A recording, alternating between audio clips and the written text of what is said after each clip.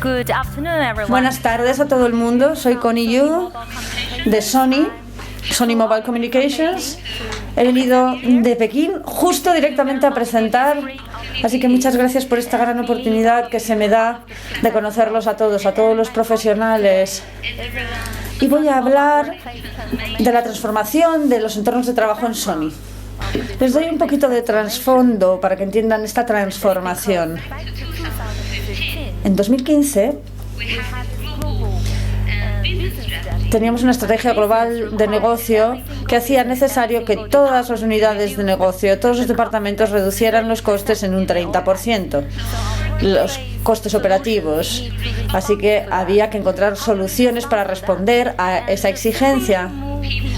Y sencillamente llevar a la gente a zonas rurales, no tener electricidad, no tener máquina del café, no era una opción.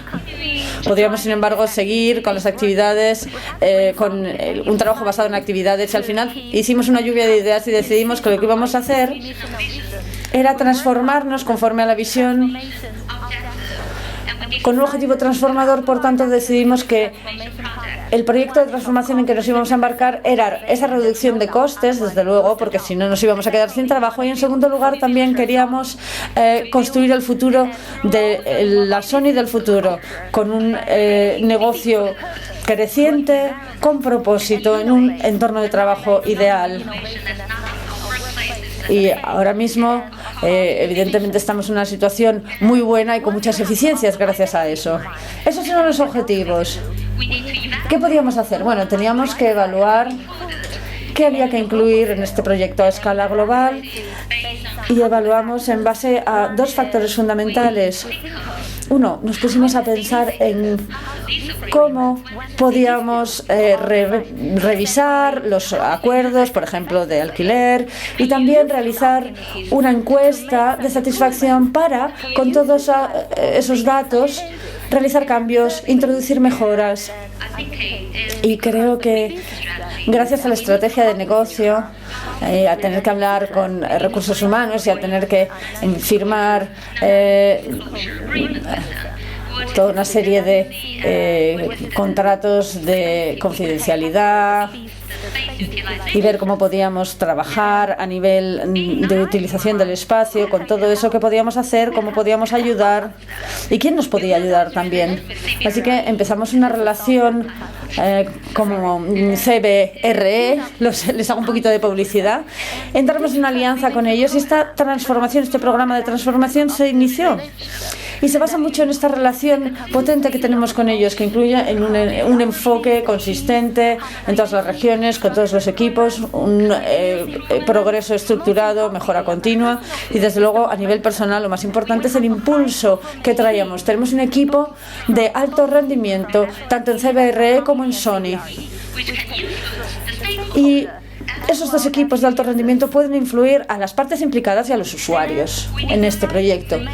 Y decidimos que íbamos a definir una nueva identidad, unas nuevas pautas de identidad del entorno de trabajo, que podrían ser como una especie de Biblia del entorno de trabajo que utilizaríamos a partir de ese momento.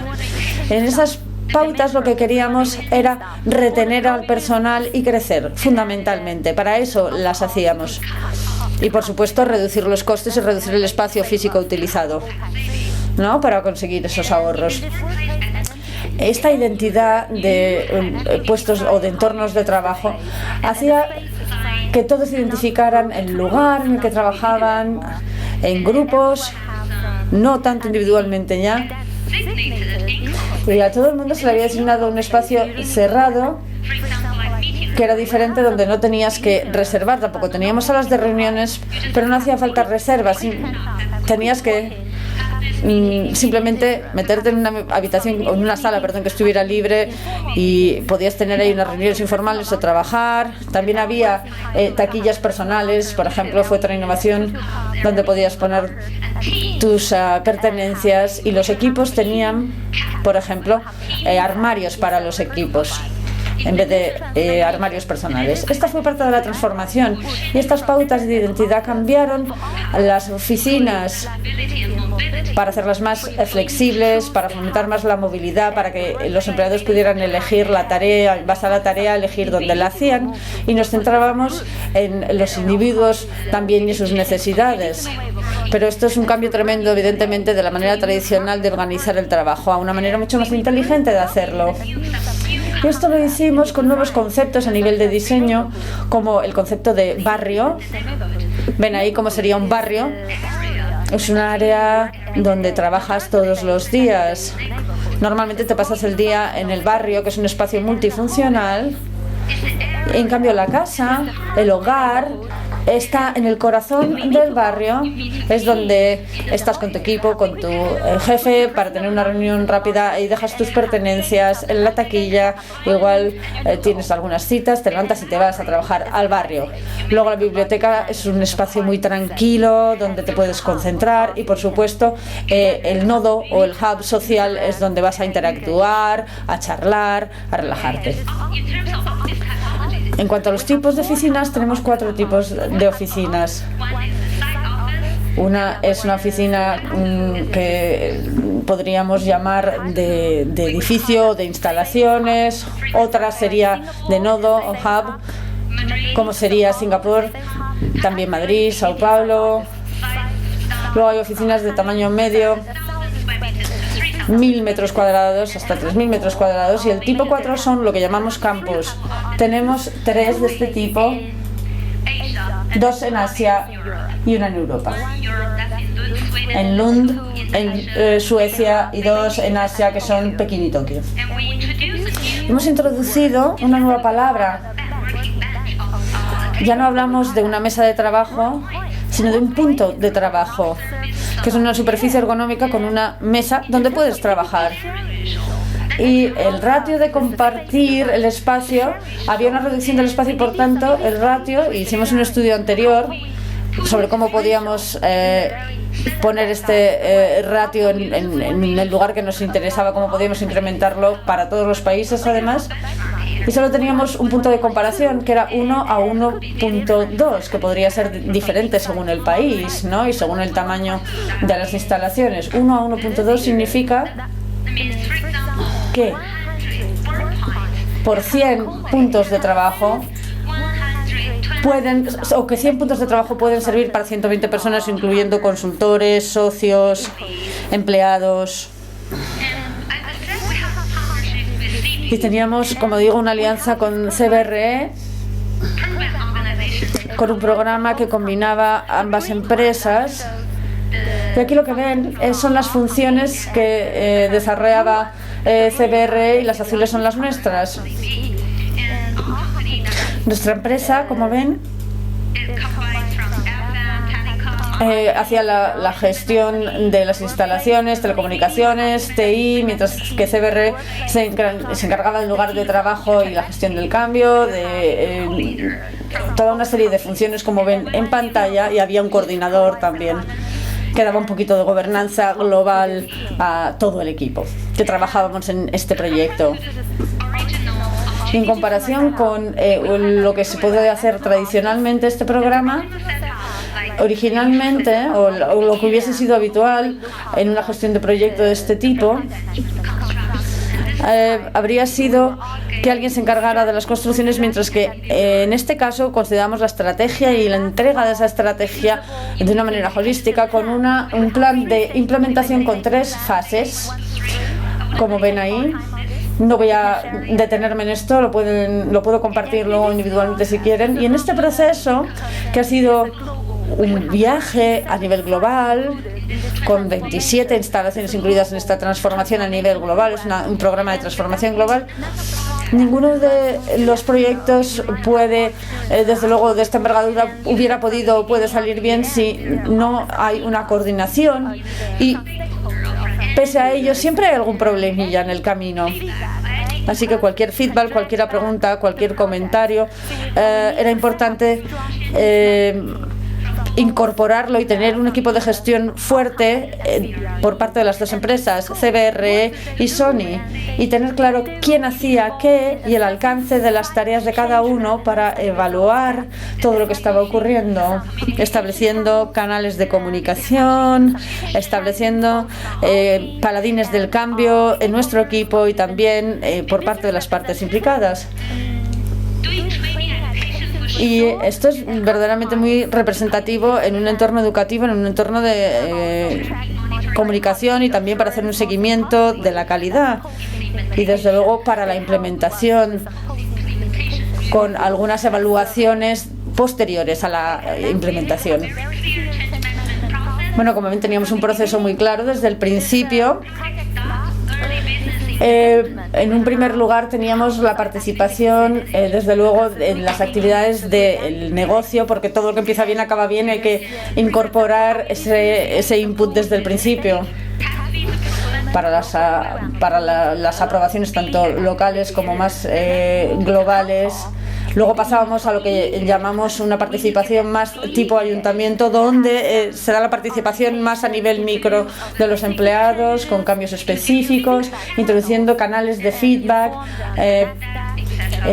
para los empleados en general. Luego pasábamos a los protocolos formales o informales, acuerdos para aprobaciones empresariales. Después pasábamos a la fase de moverse y aquí se tenía un paquete de bienvenida en el que se explicaba y se daba una visita para explicar cómo funcionaba todo. Luego por fin había una evaluación y se valoraban las lecciones aprendidas para poder de cara al futuro incorporar lo que se había aprendido.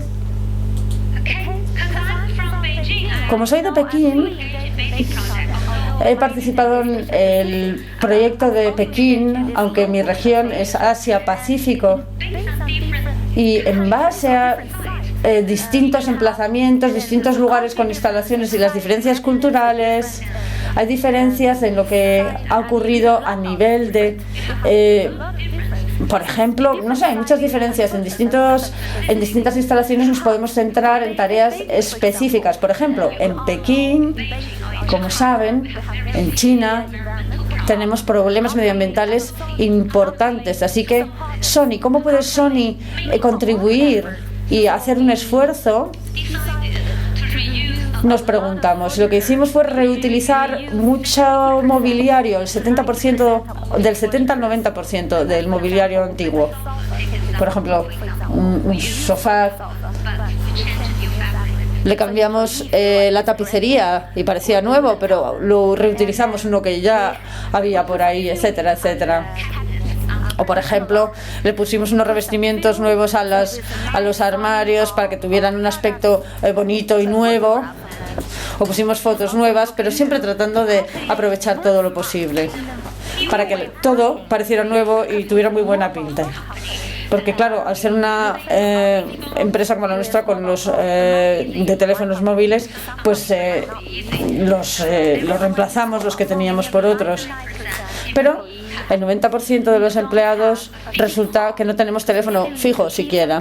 Pero algún teléfono fijo sí que mantuvimos por motivos para los departamentos legales, por si hay llamadas del gobierno que llama por fijo, etcétera, etcétera. También tratamos de centrarnos y enfocarnos en la gente. ¿Qué hicimos? Bueno, música, por ejemplo, es una innovación. También el café, una cafetería que estuviera bien. Sin café no se puede estar. Si no hay café no hay motivación. Y también algo que comer o que picar durante el día. También hemos creado un pequeño gimnasio. Y no tenemos dinero para invertir más en un gimnasio muy grande, pero por lo menos algo pequeño. Y también instalamos unas máquinas dispensadoras, una mesa de billar, unas sillas de masaje. Así que un gimnasio tenemos, aunque sea pequeñito, una sala de lactancia para cuidar un poco a las madres jóvenes que vienen a trabajar. y que no pueden trabajar en una empresa que no les ofrezca esa oportunidad. Así también instalamos en esas salas unos purificadores, habida cuenta de la polución tan grande que hay en Pekín, para proteger a estas madres y sus bebés.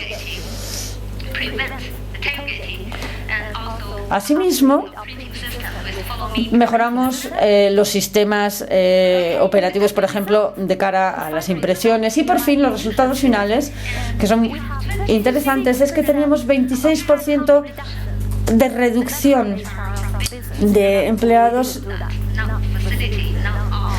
que eso lo hizo Recursos Humanos, y la reducción del espacio, que sí que es cosa nuestra de FM, fue 41% a nivel global. Y es la contribución a nivel de ahorros en costes operativos fue del 42%.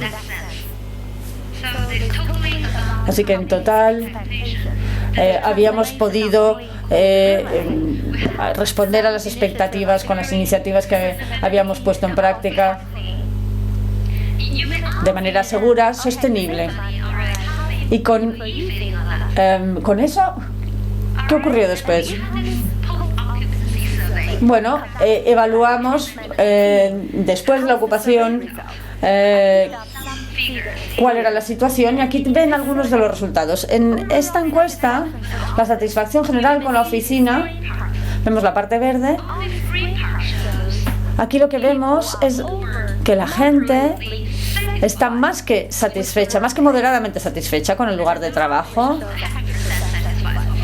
Claro, arriba todos son el 100%. La mayoría están moderadamente satisfechos o satisfechos con el lugar de trabajo, lo cual me sorprende porque es un proyecto de reducción de costes. Pero esos son los resultados. Y consideramos aquí este gráfico, que es si uno se enorgullece de su lugar de trabajo. El verde muestra a gente que se enorgullece del lugar en el que trabajan, que quiere traer a los clientes para que lo vean, que quieren traer a sus hijos, a su pareja, a que vean dónde trabaja y mostrarles las oficinas y que vivan la experiencia de estar en esas oficinas. Un ejemplo, por ejemplo, es el de Pekín. El 66% de las personas se sentían orgullosos de sus oficinas. En Hong Kong 70%, perdón. En Londres 72-73%, en Dubái el 88%, en Moscú el 95%. Había 2 lugares en los que la gente estaba al 100% satisfecha con el lugar y se enorgullecía del lugar de trabajo. Uno Sao Paulo y el otro, ¿dónde? ¿Lo adivinan? Madrid. Así que gracias, Madrid. Y por supuesto, en esta encuesta recibimos mucho feedback bueno y malo, pero hubo también unas sugerencias muy buenas sobre cómo podíamos crear una nueva área, cómo se podía utilizar, cómo la podíamos definir, cómo podía utilizarse, por ejemplo, la biblioteca, si verdaderamente se necesitaba, si hace falta una biblioteca tan grande o si era mejor tener ese área más reducida, etcétera, etcétera. Esto es mejora continua. Luego, con nuestro socio CBRE seguimos trabajando. Y FM y nuestro socio estamos en este viaje, que es un viaje largo pero fructífero. Y por cierto, antes de acabar, sé que llega el verano a España, así que ¿por qué no cambiar de teléfono para hacer unas buenas fotos este verano? Muchas gracias.